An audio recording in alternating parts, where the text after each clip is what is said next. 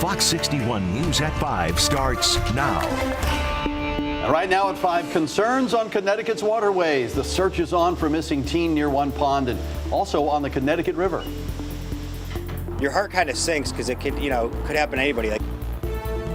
And one man is dead, 7 others are injured after a boat crashes into rocks. Fox 61's DeAndrea Turner speaks with a witness about what happened. Plus, gas prices on the decline, down from their all-time highs last month. We'll explain why it's happening, even after a rise in demand around the 4th of July. And we are tracking some showers and storms up in the Great Lakes. Coming up, I'll time those out for you and how hot it will get for your Tuesday. And we began here at 5 with breaking news in Cheshire, where dive crews have found the body of a missing teen. Thanks for joining us. I'm Brent Harden. And I'm Sarah Sanchez. Thank you so much for joining us. Those divers returned to Mixville Pond today to look for that 18-year-old. He was reported missing yesterday afternoon after he did not come back to shore. Fox 61's Tony Black has been near Mixville Pond all day following this developing story. He joins us live from there with the latest on their search. Tony. Yeah, Brent and Sarah, police just confirmed for us a couple minutes ago that they have recovered the body of the 18-year-old missing swimmer here at Mixville Pond in Cheshire. You can see crews starting to disassemble their search site here along the pond. The police chief here in Cheshire says that they found his body with help from equipment that was brought in a couple of hours ago by state police. They said that the body was located close to the area that they were focusing their search on, but he said that they more so stumbled upon it. He says that they have notified family and they're waiting for the medical examiners. They're still not releasing the name of that teen just yet. He said they will likely do that tomorrow. And as you mentioned, so they received a call around 4:30 yesterday that teen had not come back to the shore with his friend who did go back. They tried searching for him in the water in the park about half an hour, but then they notified authorities that they did not find him. Divers came to the scene yesterday. They worked until about dark, and then they returned about 7 o'clock this morning. Divers say they were having a hard time looking under the water. They said it was about 4-inch visibility just because of the silt at the bottom of the water and also the vegetation. The police chief says that teen is from Ecuador and that he had been staying with family in Meriden since he got here earlier this year. As I said, they're not releasing his name just yet. We're told that he was not a strong swimmer. Here's what the police chief told us just a couple minutes ago.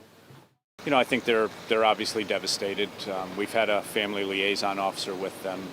I think it was pretty apparent to them when the flurry of activity took place, when the divers found the body, that he had been recovered. We're working with them now on the details. Obviously, we'll be here till the medical examiner responds to take custody of the body and go to Farmington for an autopsy. I was able to speak with the teen's cousin as they arrived earlier today. They just said that they didn't have a whole lot, but they did wish that those friends would have notified authorities earlier when they did notice he was missing. So obviously a really unfortunate situation here at this pond in Cheshire behind us, as the police have found the body of that missing 18-year-old swimmer. Live in Cheshire, Tony Black, Fox 61 News. All right, thank you, Tony. And new details at 5 of another incident on our state's waterways. We now know the name of the man killed after a boat crashed along the Connecticut River in Portland. Now, police say 60-year-old Wayne Hamler of Waterford died in the boat crash Sunday. 7 other people were injured, including one person in critical condition and a 6-year-old in serious but stable condition now. Fox 61's DeAndrea Turner is live in Portland after speaking with the man who says he saw it all happen. DeAndrea. Well, you guys, this was supposed to be a fun day for everyone who was on the water, but for this family and the friends that were in this boat, it quickly turned to a nightmare. What was supposed to be a nice day on the water turned to tragedy. You never think that's going to happen. You see them enjoying themselves, and the kid hanging onto the back of the tube, having a good time. And then an hour later, you come back, and there's somebody laying on the shore covered in a tarp. At the marina for boating accident reported multiple injuries. 60-year-old Wayne Hamler died after the boat he was on crashed into the rocks near the bank of the Connecticut River in Portland. Officials say there were 8 people thrown off this boat when it crashed. 2 of them were kids.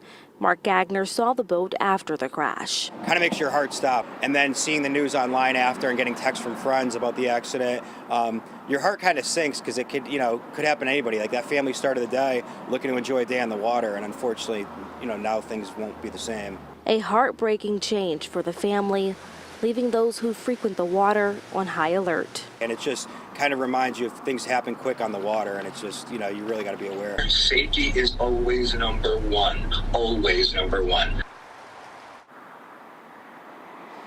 And investigators also tell me that it's too early to determine if everyone on that boat were wearing life jackets or not. And they also don't know if they were related or if they were family and friends just trying to enjoy their day out. But once we learn more information, we'll be sure to share that with you here on air and online at fox61.com. For now, here in Portland, DeAndrea Turner, Fox 61 News. All right. Thank you, DeAndrea. We do have a weather watch alert as we're tracking potential severe thunderstorms for tomorrow. Let's check in now with meteorologist Sam Sampiri with a look at the forecast. And Sam, we could use the rain, but we don't need any storm damage. We don't need things to get hairy. No, we don't. And I really do think that it's not going to be all that bad this evening.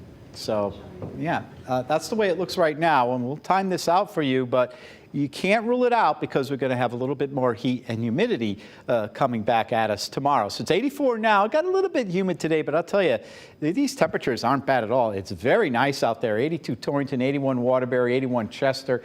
Thanks to a pretty good southerly breeze out there. At those 2 points, you see how they're still comfortable in the upper 50s and there 60. There's that southerly wind I'm talking about. 15 miles per hour Meriden sustained right up the Connecticut River Valley here. You get those breezes and you have some gustiness of over 20 miles per hour. And we have high pressure in control. That's why the beautiful weather. Now it's off to our south. And as we move along, here's this cold front out here, and that's going to be moving in our direction for tomorrow evening into tomorrow night. It doesn't look all that severe, so that's why we're going to be tracking it very carefully because it doesn't take much. Storm Prediction Center has put us under a level 1 and level 2 with a slight risk of severe weather for tomorrow evening into tomorrow night. But overnight, it's clear. We drop those temperatures down into the 60s. In the mid-upper 60s, because we're going to keep the temperatures up a little bit because of the southerly wind, and highs tomorrow averaging in the mid, maybe upper 80s. It is not going to be as hot as we initially thought. Coming up, I'll talk about that, time out the showers and storms, then we'll take a look ahead for the rest of the week and into next weekend, guys. Thank you, Sam.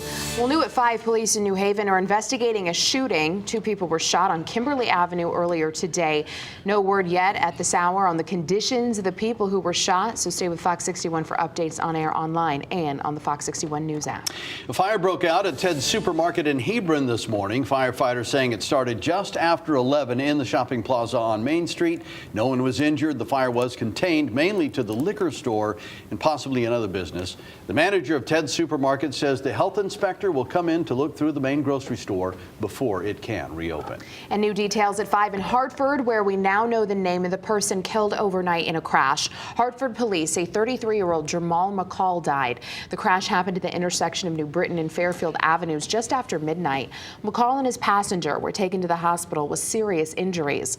McCall later died from those injuries. The driver of the other car was also taken to the hospital and remains in serious condition. Investigators are still looking into what caused that crash. And new at 5 tonight, we now know a Hartford man is dead after a shooting in Bridgeport, which also sent a teen to the hospital. Bridgeport police say the 32-year-old man, whose name has not yet been publicly released, was shot near the Atlas gas station on Fairfield Avenue just before 5 Sunday afternoon.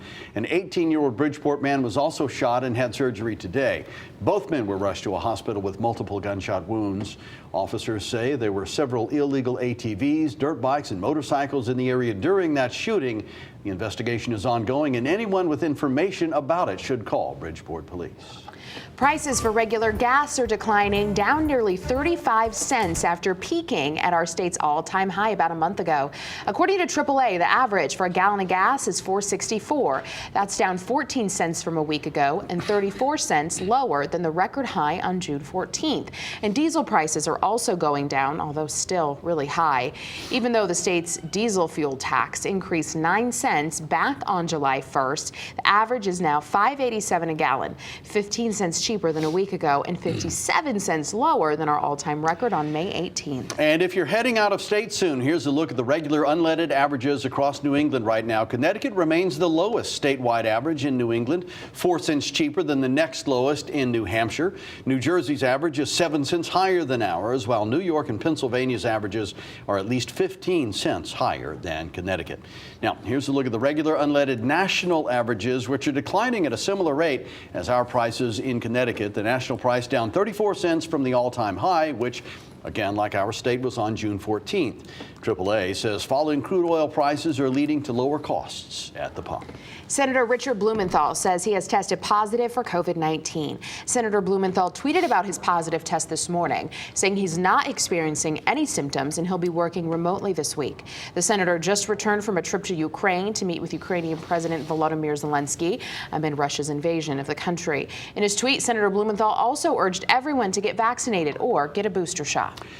Yale New Haven Hospital is getting nearly $7 million in federal COVID-19 relief. FEMA says it's sending more than $6.7 million to the healthcare system to reimburse it for additional operating costs between January of 2020 and last November. That includes hiring more medical care staff, getting more equipment like ventilators, and buying personal protective equipment. FEMA has given more than $450 million to Connecticut for pandemic-related expenses.